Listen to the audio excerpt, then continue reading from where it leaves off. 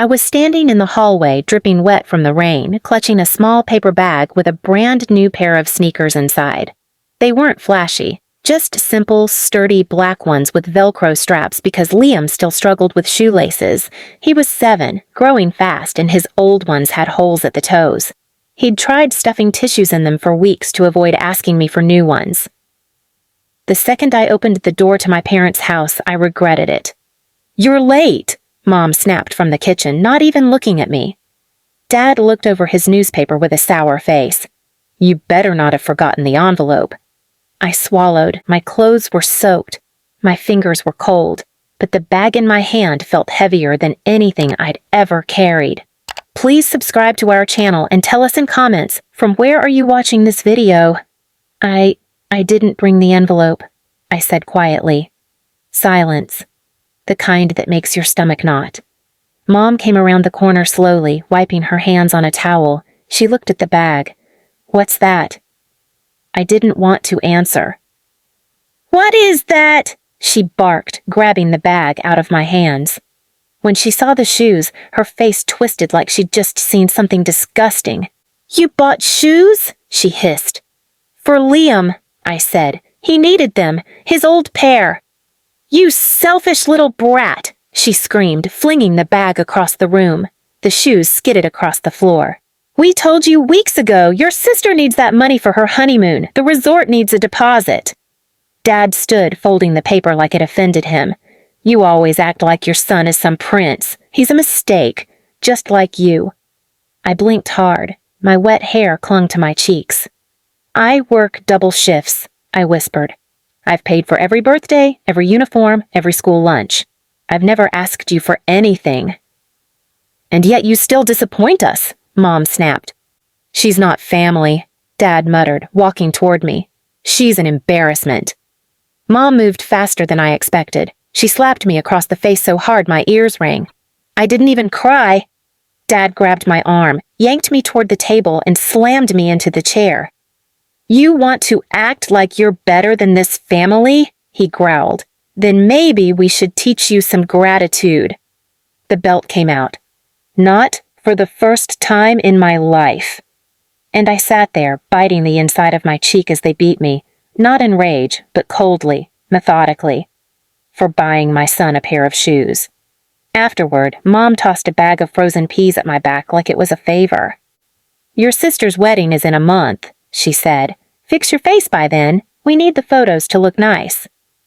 I stumbled out of their house an hour later, the shoes back in my hands and blood in my mouth from where I'd bitten down too hard. When I got home, Liam was asleep on the couch. One of his socks was ripped. I sat down beside him and cried for the first time in months. I told myself that night, never again. Not just the beatings, not the humiliation, not the decades of favoritism and pretending I was lucky to be allowed near them. They thought I was powerless because I'd been quiet all my life. They thought I was disposable because I was the single mom, the failure, the shame of the family.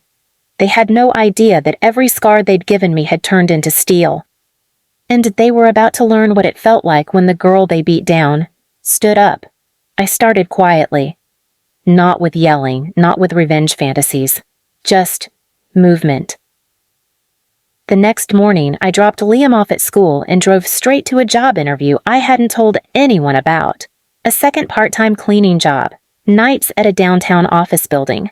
I got it. 3 nights later, I added it to my already 45-hour week at the diner. I worked till 2 a.m. some days. My feet bled in cheap shoes, but I didn't complain. Because every extra dollar I made, I set aside. Not for them. Not for my sister's honeymoon in St. Lucia. For the moment they'd never see coming.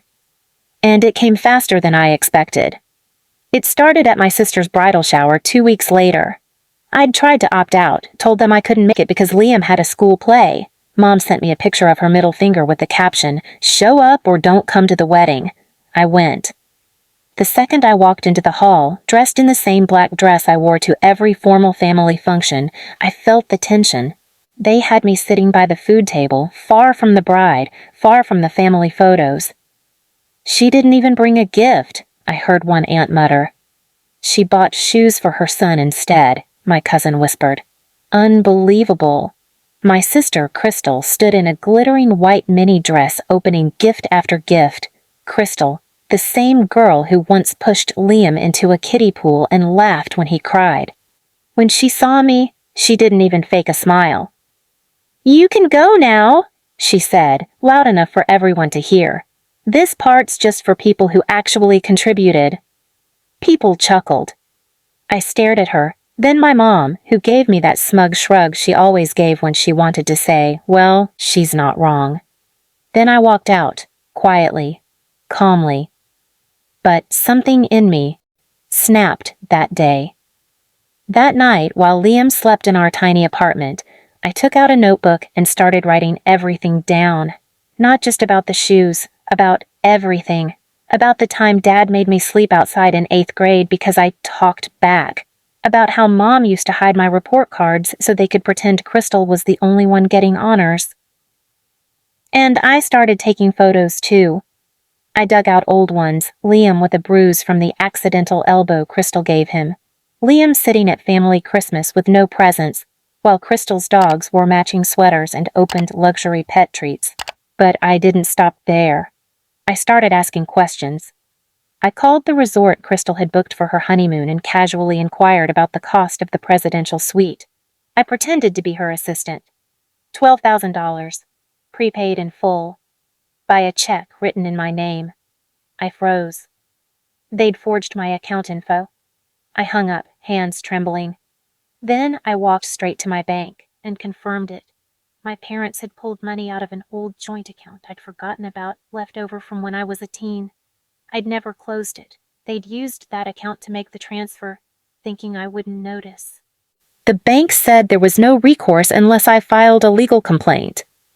And that was the moment I stopped being scared. I filed it, quietly, anonymously for now. And then I made one more call, to an old friend named Ben who worked at a small investigative podcast in the city. We'd lost touch years ago, but I'd once helped him cover a cheating scandal in his high school. I sent him the notebook, the photos, the forged bank activity, everything. And I asked him not to say my name. He called back 2 days later. "Are you sure?" he asked. "Because this is explosive." "I'm sure," I said. "But I want them to feel it, not just lose something. I want the world they care about to collapse." He understood. He always did. 1 week later, the episode dropped. A generic title, The Cost of Favoritism. When parents choose one child over the other. No names, no direct details. But enough. Enough for anyone in our town to recognize them. The story blew up locally. People started whispering at church. At the golf club, my dad's face showed up in a blurred-out photo on a town Facebook group. Then came the fundraiser. You see, my parents had built their whole reputation on being charitable, generous, involved in every local event, so the town had trusted them to organize a huge summer charity banquet. But this time, when they showed up at the venue, the board chair pulled them aside. "You've been removed," he said. "We're conducting an audit. Your names are toxic right now." Dad went red. Mom tried to protest. "This is slander! Someone's framing us!" No one cared.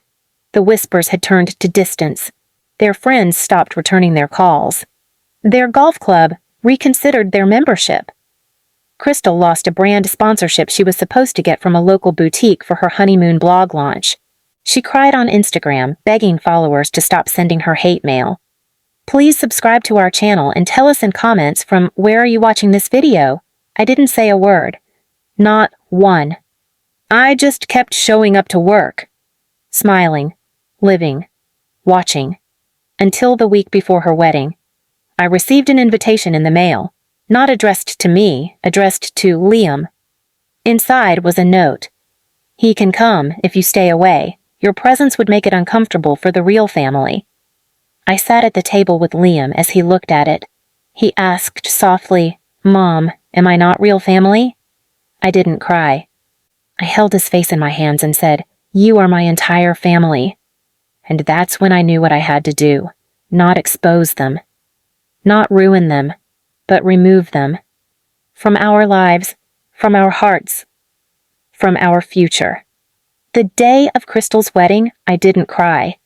I didn't rage. I didn't even check social media to see what was happening, because I was too busy moving. You see, while they spent thousands on florals and a horse-drawn carriage, I spent 6 weeks planning something else entirely, quietly, methodically. No fireworks, just precision. I'd taken a loan. Small, just enough. And with it, I bought a 1-bedroom home in a small town 2 states away, near Liam's new school. A place where no one knew our last name. A place where I didn't have to explain bruises or absence or why my kid used to flinch when people raised their voices. And most importantly, I left no forwarding address. I gave no notice. I just disappeared. But before I left, I mailed them something. 3 packages. To Crystal, I sent back her wedding invite torn in half with Liam's note inside. You don't get to call me family when it's convenient. I'm not your accessory. To my mother, I sent a framed photo of me holding Liam the night he was born, still wrapped in a hospital blanket. I wrote across the glass in permanent marker. This was the moment I became enough. You just never noticed. To my father, I sent a pair of old shoes, the same ones I'd worn when I cleaned toilets at 2 a.m. to save money while they were stealing from me. Inside the box was a note. These got me out. Your fists didn't. I signed nothing. No return address. Just silence. I changed my number. Deleted every account. Started from 0. And God, that silence tasted like power. Months passed. One day, I got a letter forwarded through my old boss at the diner. No name on the envelope, but I knew the handwriting. My mother. The note inside read, "You're cruel. We lost everything. We lost you. You got what you wanted. Are you proud?" I didn't respond. I didn't need to. Because revenge isn't always public. Sometimes it's knowing they have to sit in a house they can't afford anymore. Among neighbors who pretend not to see them. With a daughter who can't get brand deals and a wedding video no one watches. Knowing that the one they called the disappointment left first and never looked back. And the real kicker? I didn't just leave them behind. I replaced them. In our new town, I found a second family. Liam's teacher, who stayed late to help him read. My neighbor, Miss Rowe, who taught him how to garden. A single dad down the road who brought us soup when Liam had the flu. People who didn't care that I wasn't rich. Or pretty. Or anyone's golden child. Just people who showed up. People who didn't beat me for buying my son shoes. And Liam? He laughs now. Loudly.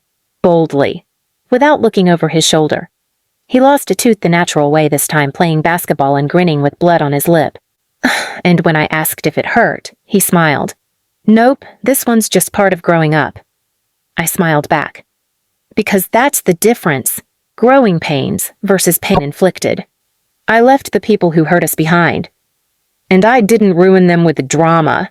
I ruined them with distance. With success. With a life that didn't include their names. And the truth? That's what crushed them most. Not being humiliated. Not being arrested. Not being exposed. Just being irrelevant. Forgotten. Exactly how they treated me. Exactly what they taught me. And now, my son wears his new shoes. And I wear peace. Both fit us just fine.